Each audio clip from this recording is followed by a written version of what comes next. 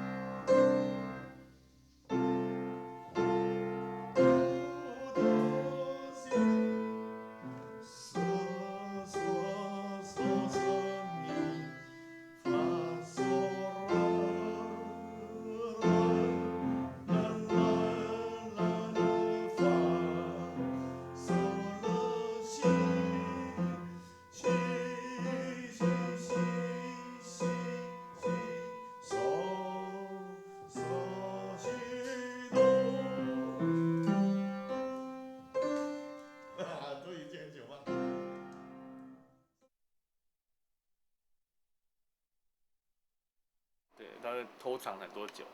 对，那他自己不太喝酒嘛，别人送他，他就就放在书架底下。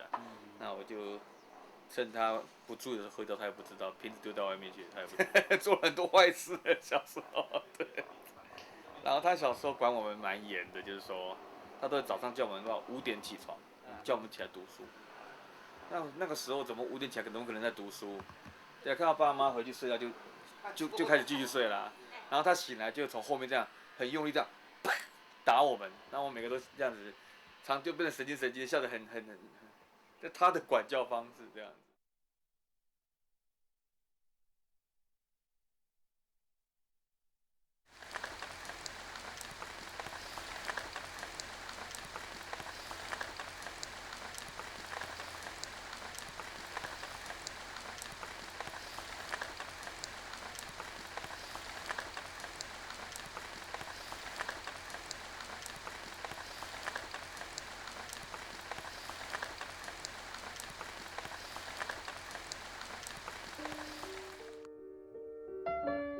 1934年二次大战之前，第二组日本开始大规模侵犯中国。当时作为殖民地的台湾，所有的物资都未被日本收走，用作战争用，造成台湾岛内的物资缺乏，民生艰苦。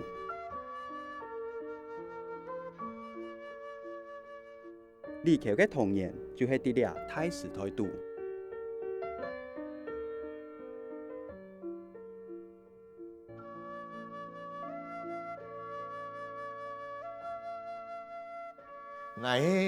我类似于当深山吼，当古土，当稻片，安尼个背景吼。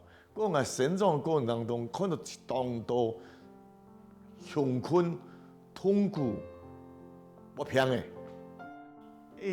了了，阿爸特别容易记时代，迄文化协会的一份子啦，甚至于迄个地方的那个质朴的树荫的质朴状吼。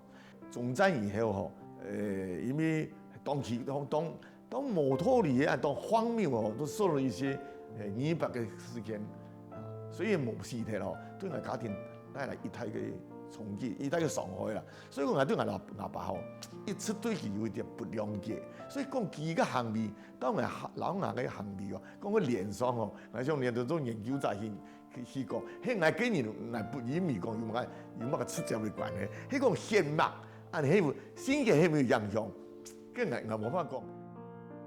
伊虽然有真侪即个物件吼，伫个作品的内面会走出来。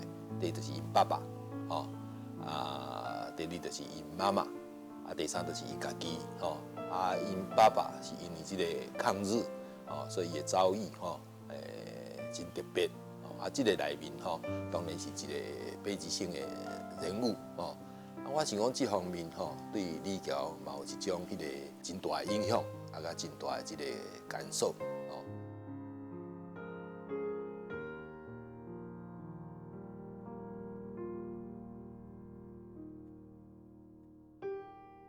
虽然说他一直强调父亲的形象对他是很模糊的，他的成长过程里面几乎父亲是缺席的，可是作为一个曾经在日据时代是一个所谓的抗日分子具有那种反抗的学艺的这样的一个人的儿子呢，我觉得李老师他其实有遗传这个部分，就是热心于社会改革，他期望去建立一个公平正义的一个社会。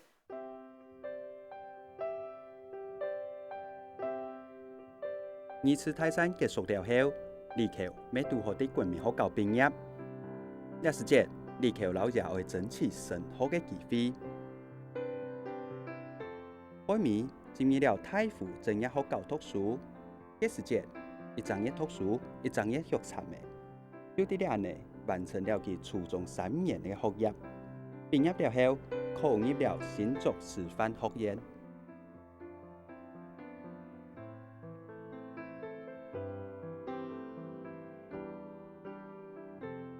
迄个係讀新竹師範啊，新竹師範呢，讀到一個讀雜學嘅先生，我要聽佢讀，佢成日一開始係讀去圖書館咯，去讀大量讀個伊個西方雜學嘅東西哈，影響啊親什麼尼采、郭國璋、叔本華那個家伙，叔本華害得我很重啊，叔本華。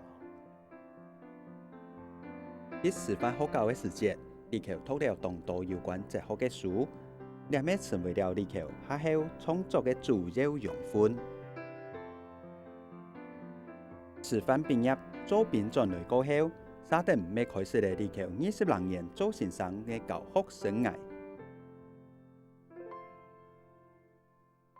他師範畢業要到高中去教書的話，他一定要先經過高考，然後再經過高中檢定考試，這樣的一個過程。其實相當辛苦。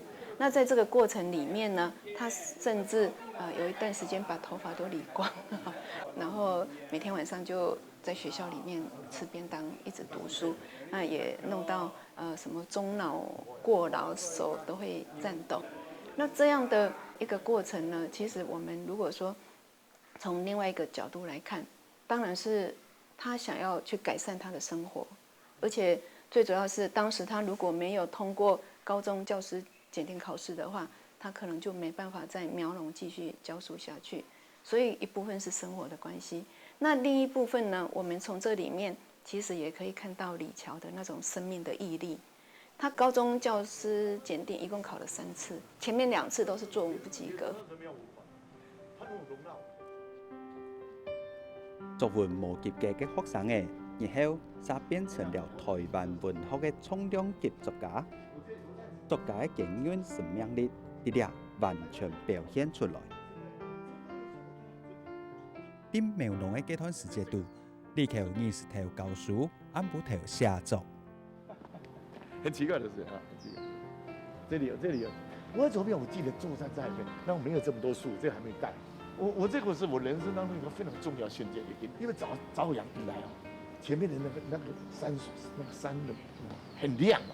我瞬間突然間感覺到，哎，前面的那個山哦，那個草木哦，有一點很亮，非常亮，亮的我有點受不了。突然間我感覺那個亮的那山水跑到我的內心裡面了。又一瞬間呢，哎不對，我的山水又回到那個邊去，天人合一。第三部分就是你說，我發現不對，我就是那個山水之一，那前3萬水之一，我就是它裡面連在一起，這種感覺大概沒有超過1秒鐘。大概以後我一直在追尋那種感受，10年了，找不到。教务处县长说那个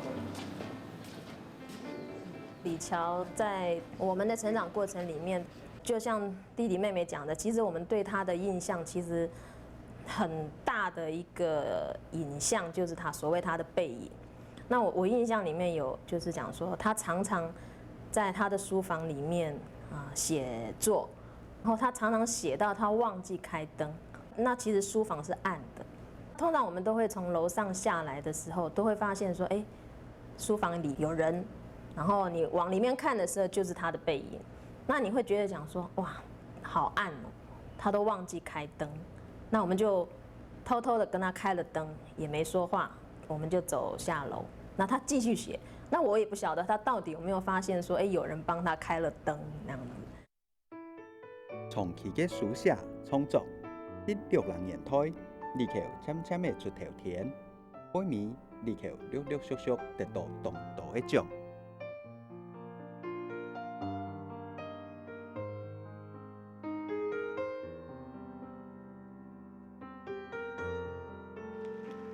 主角李乔先生。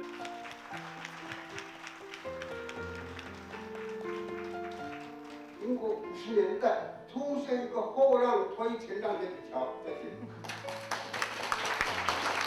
民国40年代结束，50年代开始，在台湾来讲，至少在文学上是一个转捩点，很重要的一个转捩点，转变。就不可见讨论。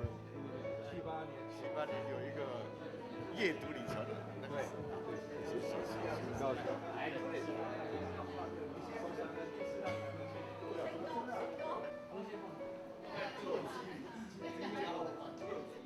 最近在写他这个研讨会论文，我发现我的阅读竟然比别人还困难。为什么困难呢？因为我要把他当做一个我不认识的作者，但是呢，我又明明知道他是我老爸。然后他写的尤其后期的很多东西呢，事实上有一部分是跟他之间的讨论有关系，所以你会看到很多文本以外的那些阴影，生活里的经验上的那阴影，所以读起来确实很困难。不过总体来讲，我觉得我或许老王卖瓜吧，我不知道。我觉得他的文学受到就是说过度的低估了。这个低估有很多我们可以理解的原因，以及很多不能理解的原因。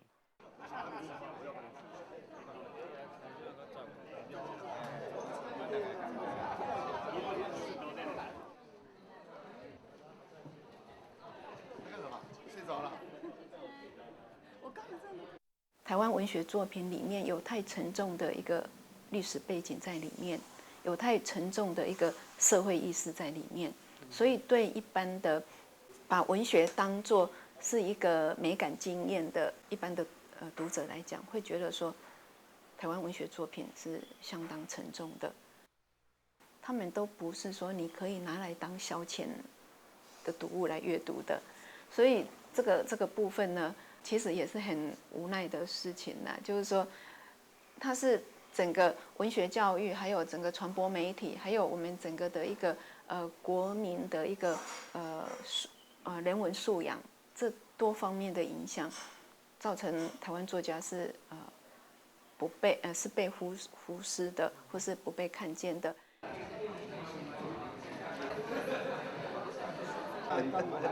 要拍照是吧？对对对。阿伦哥，过来。过来。要一起拍吗？要一起吗？我限你们3位，然后我们4位，好不好？好，等一下。好，1、2、3。有一年有一个有名的记者访问来讲李老师，我第一写长篇小说写到一号了，拜不来，你不写短篇小说吗？可是我不说笑，因为我写短篇小说嘛。实际上，多个人来已经写有差不多有200篇短篇了哈。人本来就是哪做的呢？阿芬讲到10分肯定，人很会依赖土地，一无土地的时候就无法生发。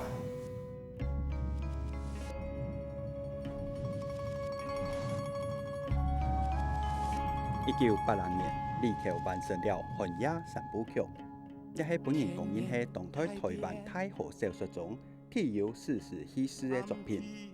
这3本书是间的客家老祖公头摆开垦历史，打等本人证明下台湾人的反抗。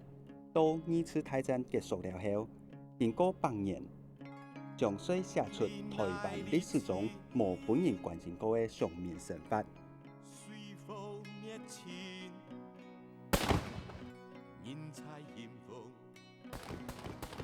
寒夜在发表20年后，西元2000年搬上了电视演出。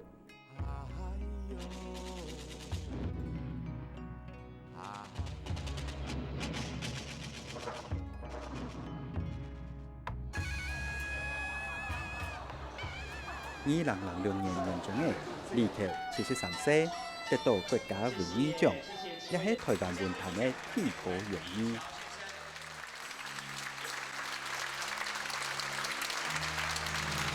好了，我们掌声恭喜李蔻先生，我们也请李蔻先生为我们说几句话。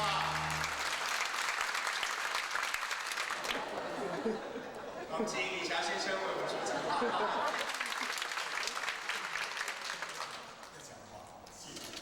我利用这个机会，我要讲一些一直没有讲的话。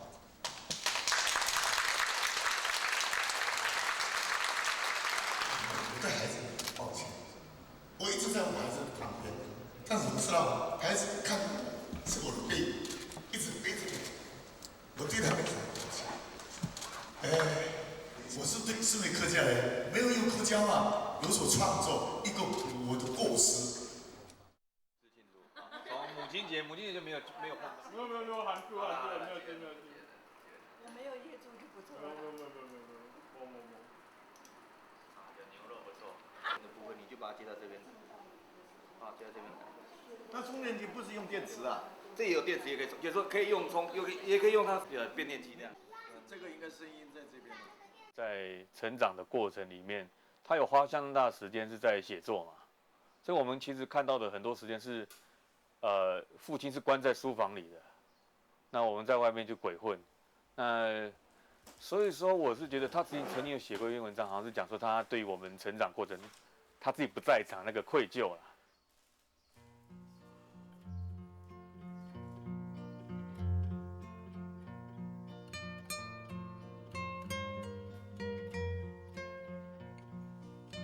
那这五个成长的过程哦。我一路在闯了，但是还是在母亲那个里头，因为我个年代就当我退休的时候，我来当一种行走中的国语啊讲呀，好，但我讲到我有在闯，但是冇时间去客家话个为奶去，吼，一堆糖水吼，咁就去教完成去抚育佢，将我教我太太好，他去照顾伊，吼。另一方面来讲到，一路了讲。对这种是有一点歉疚了。我记得祖宗讲过，看到老爸就可能个不一样，我讲那个面了哦，头颅里头就下了哦。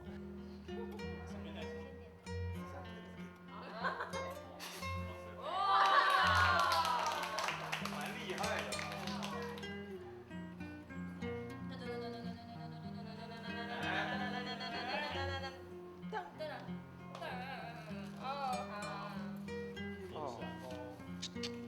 谢谢，还有作品，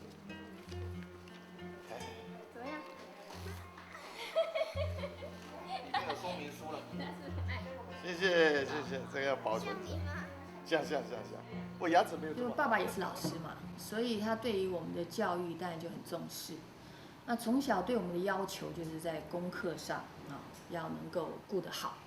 那如果没有读好书，就没有权利出去玩。那所以我们也不太有机会说跑到外面跟就是整天跟小朋友玩在一起，也在一起，就大部分都在家里。那好像记忆里面从小到大，我们家也没有所谓的休闲活动了啊，不管是运动啊，或者是什么看电影啊，或者还有什么，就一般家庭会有休闲活动，我们家比较少。那甚至家里面的休闲活动，大部分大概就是聊天。那也是因为家里常常来来往往来找爸爸的，可能不是文人呐、就是也许也是老师啊，所以常会说话。那我们家里边的人也是，就变成很擅长说话，也比较懂得表达，这样。表达意思是指论述、讲话。那情感表达就另外一回事。那所以其实有时候就长大以后才发现，说一些朋友啊，或甚至于我们后来的伴侣，都不太适应我们家里的一个常态生活，因为觉得在我们家好像有点枯燥。所以这些人做事哦，实在很痛苦哎。怎么没有？我这里早就传了2分都传。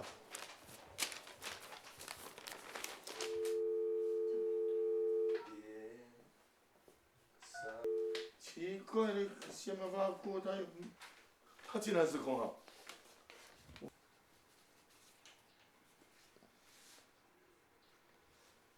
03。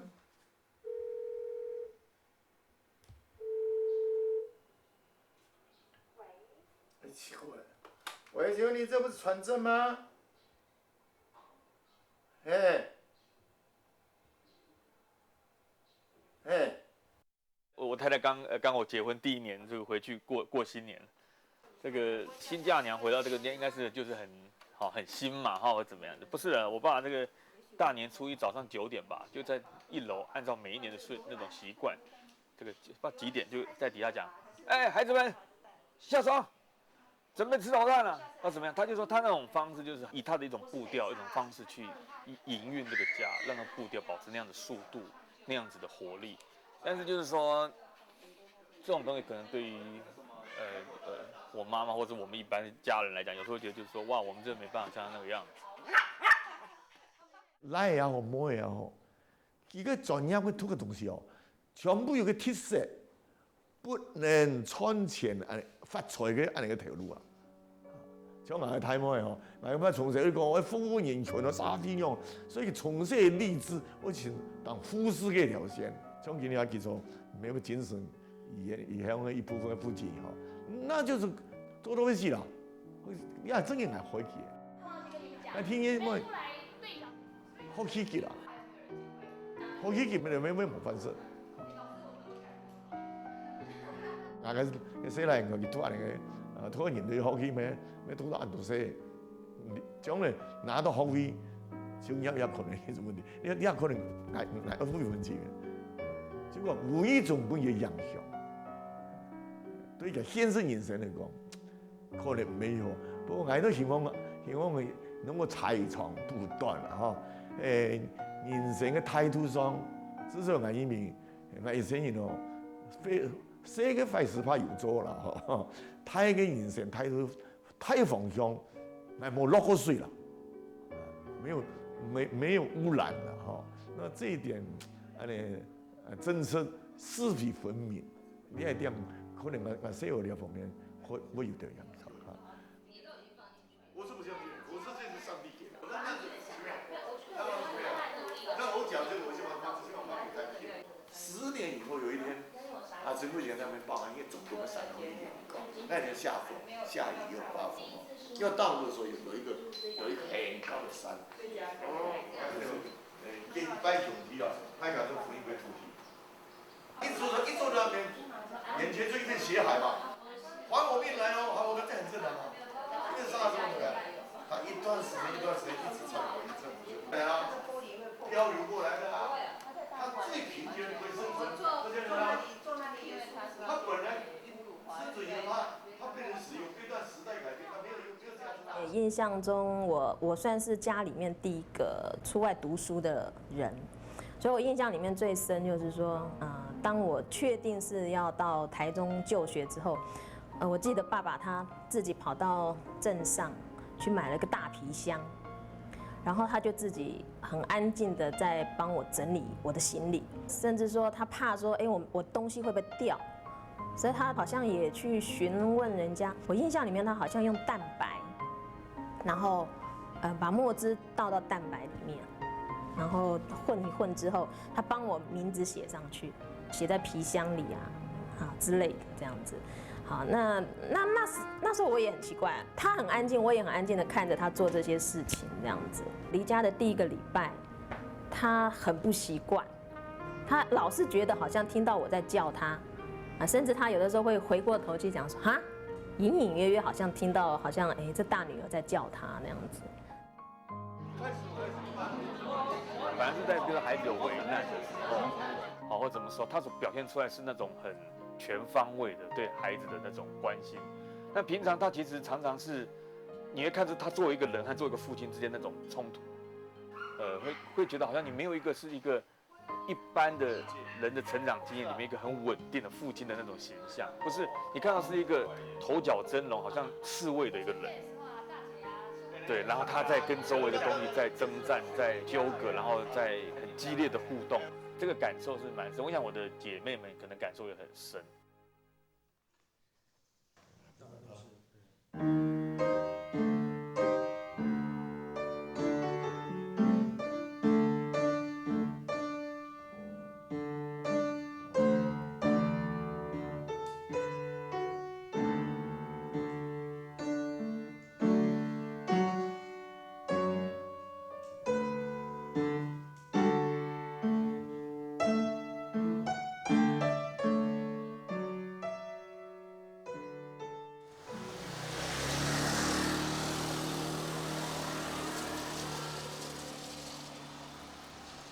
我那咕咚里面，这是咕咚的里面很多故事都在这里发生。那个地方就是我彭家第一次搬来的地方，那个。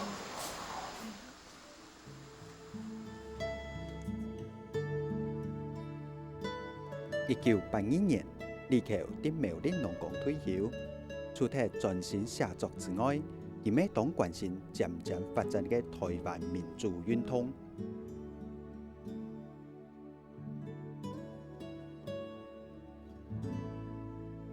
跟我差不多年龄嘛吼，阮看到即个社会吼，较早期是小台社会，小台煞吼，就是即个国民党吼来台湾的即个社会，即个社会吼，若是讲较敏感的人，吼，若是讲较有理性的人，吼，若较有正义感的人，大概对即个社会吼，袂讲真满意。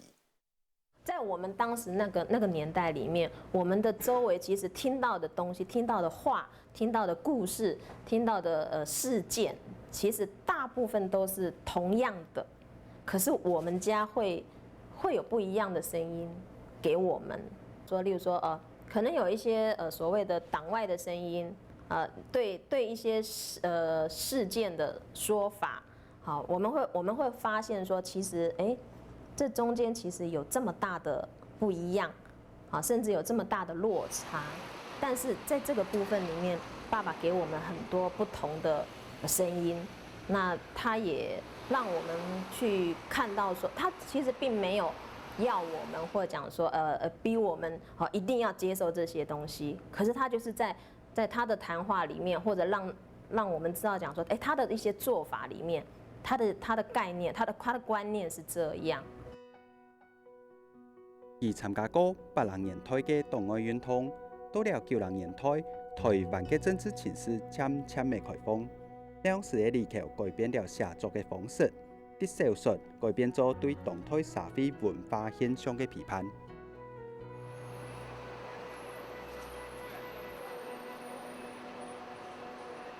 所以面对嘅而家社會嘅現實唔重要，但係咧，你係可以落商業化去，我有行動去完成一個樣相，我因為應該去做，所以我一直我請聽味，迄個社會改錯嘅行動去做。我48歲退休以後，我用咗千多力氣去學習嘅，去閱讀，去數個這個，要變成我這個寫作。所以咧，我48歲以後寫作嘅東西那有關文化批判，甚至嘅批判差不多佔有一半。台灣人嘅資料面兩本書底外，各方面就當清楚寫出了每種台灣人唔敢面對嘅問題。但这三是台湾人每日慢耐就做得看得到的日常生活习惯，力求留下条习惯统一写出来，让读者自家看、自家去想。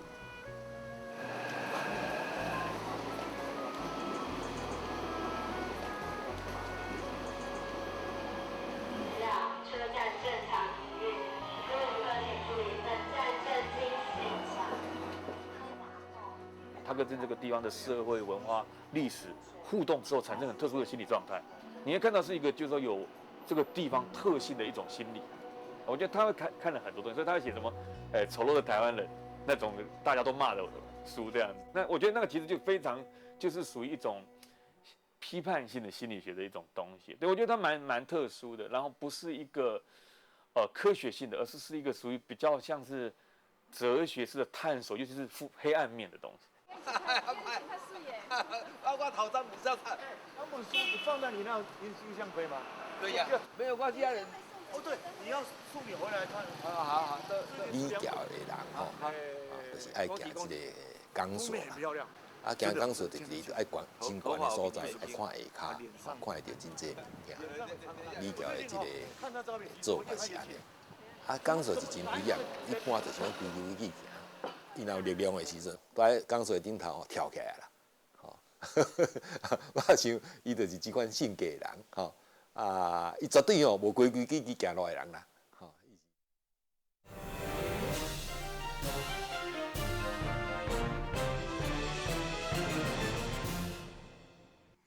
各位观众，欢迎收看《旅游现场》。大家所伫的里头，除了文学和文化论述外，伊俩今年每日天使媒体方主持节目，然后演出戏剧。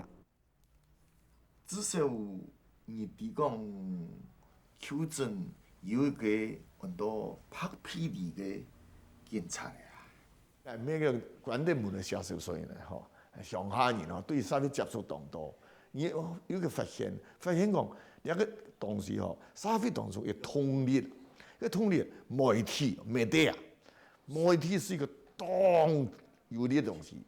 那客家人除了媒體當中，千願望，千弱勢嘅當中，我就想，迄有機會吼，將按你嘅對xã會嘅管法、文化嘅一個想法嘅，可以慢慢拿到媒體嘛。按你嘅狀況下，我要接受到媒體。太愛客家，天梯來做客。 2000年嘅時節，李球主持了第一集電視節目，係泰愛電視台嘅《泰愛客家週刊》。個主題講埋啦，係個文化嘅再生。教先民來到個地方底下喂，用幾百天梯底下，呢種欺騙，呢種面向人哋萬事萬態呢種欺騙，人感通到係一個東西。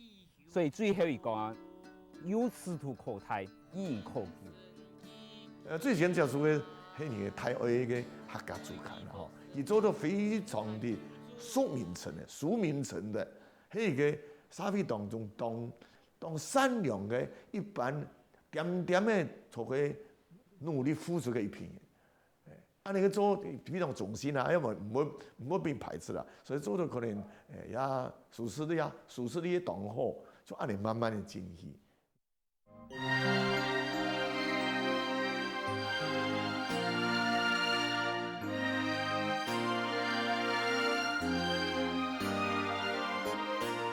各位觀眾，歡迎收看安布亞嘅文學高架。然泰愛電視合作之後，李球沙定咩主持公司嘅節目《文學高架》。文學高架度，李球擔任講書人嘅角色。 俾觀眾講出台灣文學度嘅精彩內容。文學高架安尼叫上，所以講從我新聞度嘅醞釀嘅當久，佢想法當簡單，一集50分鐘嘅劇本，一演出吼，我當多錢啊！那個以往用下少嘅經費，將個內容嚟攞去呈現。最先生硬嘅腦筋都出現咧客家人嘅三角菜茶啦。 也就講種個故事哦，經講重要部分嘅演出，用講將那個重要嘅前場那個串聯，佢最後呢，一個引導，有個評論，安尼创国上，来做设计出文化国家。吼，妈妈身体也唔好。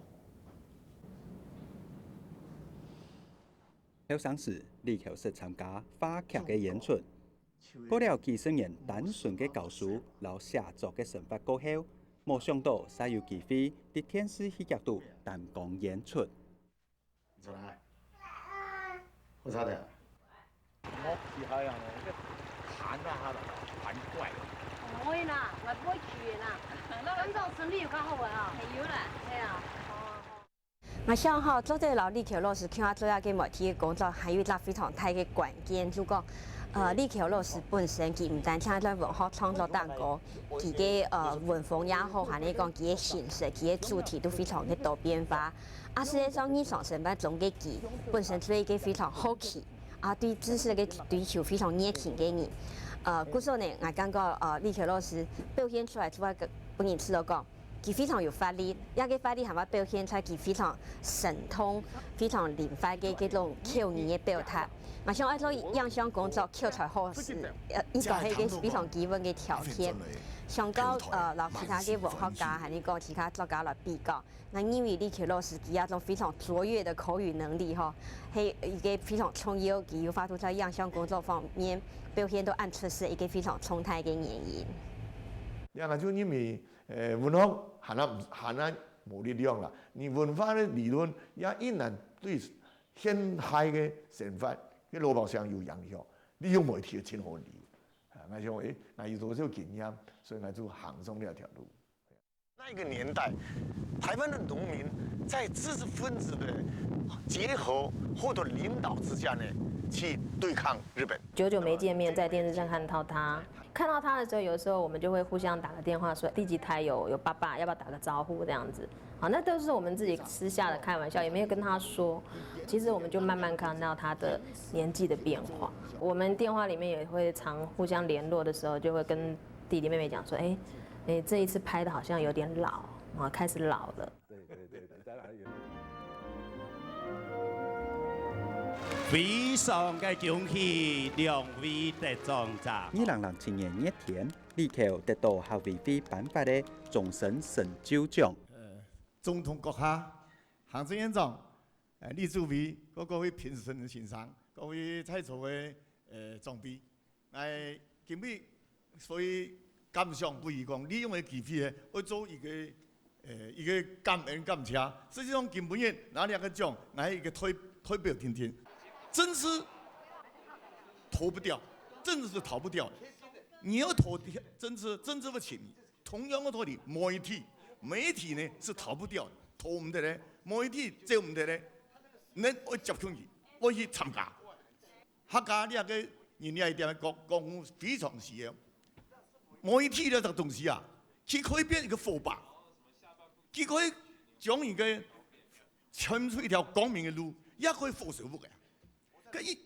媒體要俾人倒嘅，可以講嘢錯嘅，劈踢行出一條路來。但是媒體啊，這個倒嘅哦，要刺人會流血。你一隻倒嘅，一隻火把，唔用到萬人身上，就看發生乜嘅作用。而你客家嘅後生一輩，媒體可以變成而你台灣一種多元平等尊重嘅社會嘅重要力量，也會受歡迎。而你客家後生人會堅持，我有安尼理想，我有安尼熱心，我有很有個專業嘅知識，大家講下來，媒體呢一個東西，它會比行政路唔好變成一個暴力嘅主要來源，大家共同努力，感謝各位。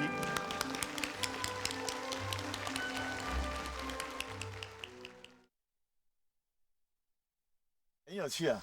我寒夜三部曲的彭家的第3代已經走入現代社會了，不是小說人物了。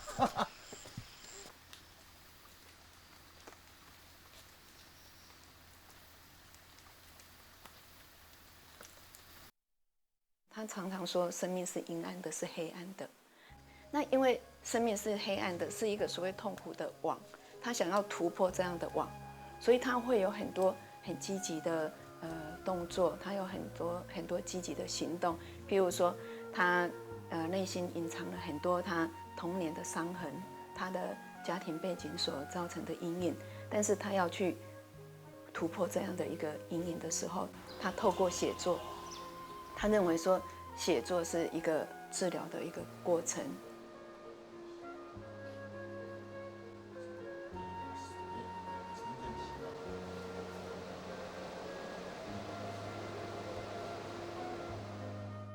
他作为一个父亲，当然从外面的角度来看，他有很多方面是真的做的蛮尽责的，或怎么样是没有错。但是可能他那个人就是蛮激烈的吧，蛮多重多面向的，所以我们看到不是一个在父亲这个角色之下非常安稳的一个角色而已。你看到是常常是一个人跟一个角色之间那种冲突，或者说他作为一个人带我们看到事情是说，哇，一个人在外面的世界，他要那样子挣扎，那样子去翻来覆去跟外面这样搅和。悲观应该是伊的这个文学作品的这个基调哦。啊，这个悲观啊，当然有真侪这个角度哦。比如讲，头拄咱讲啊，比如讲伊家己身体无好哦，啊，比如讲因爸爸哦，啊，迄个时阵的这遭遇啊，因妈妈哦，就是爱负起真大的责任哦。比如讲，是一个查某人。就是爱做吼，查甫人甲查某人同时爱做这个工课，啊，用这个物件来看吼，伊当然是真辛苦，啊，当然是真不甘。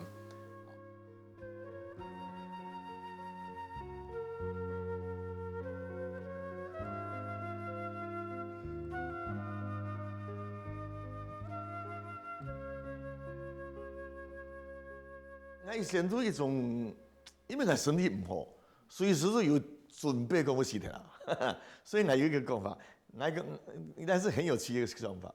我一定吼，还可以活到60岁，我希望我最想做完的事情，58、9的7、8做台。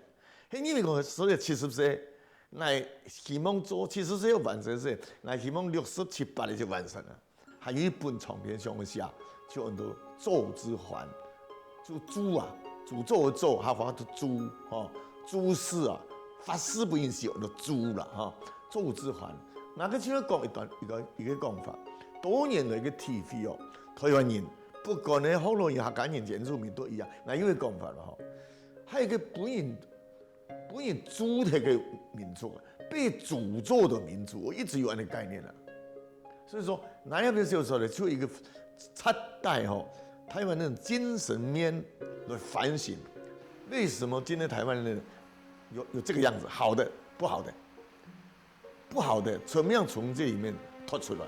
那意思就是说，诅咒的环，那意思就是说，你用的从诅咒那个循环哈，还从轮回里面脱开来。那个叙述是我希望能够写完了。上帝还本来再活一个2、3年吧，哈，2、3年了就会完成了。好，一般他这个年纪来讲，很多人就已经老人了，就在家里面，炒粒蛋嘛。哦，他不是，他还非常非常有活力，我很感谢他，对，有这种特性，那我能够在这边继续，这么老了还赖着不把学位念完，其实要靠他这种身体去撑啊，不然我要去负责照养他的话，我可能没有办法完成我的学业。这点我是也蛮感谢他那个天生那种活力，哦，那种保里保气的那种特性。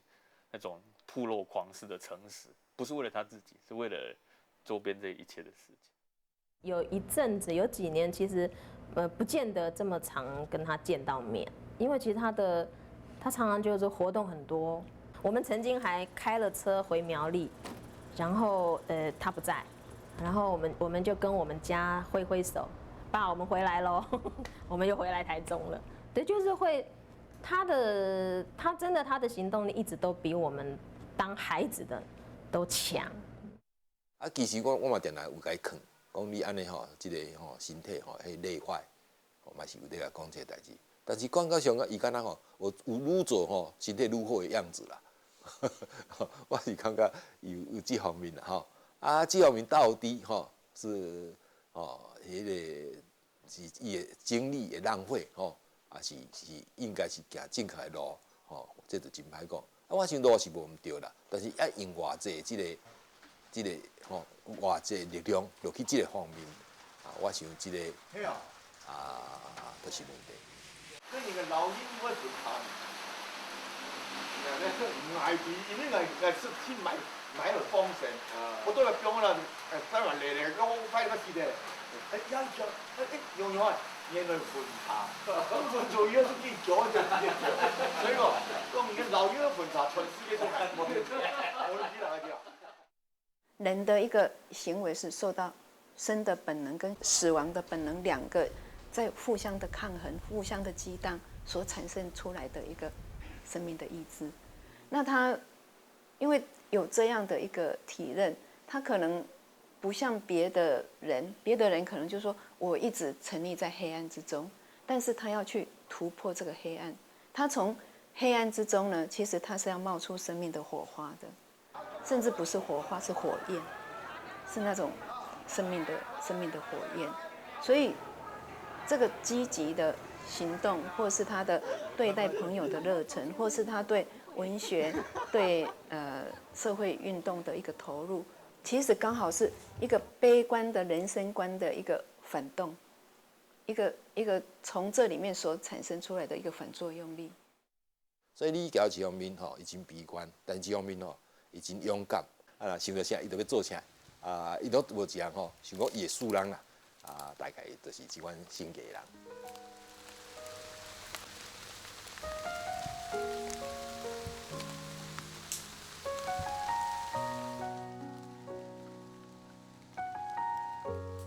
土地是人的唯一一个依靠，但是土地有限，你呢不断膨胀，所以土地带来的安定，要土地带来人的痛苦，因为我整套的土地痛苦就发生了。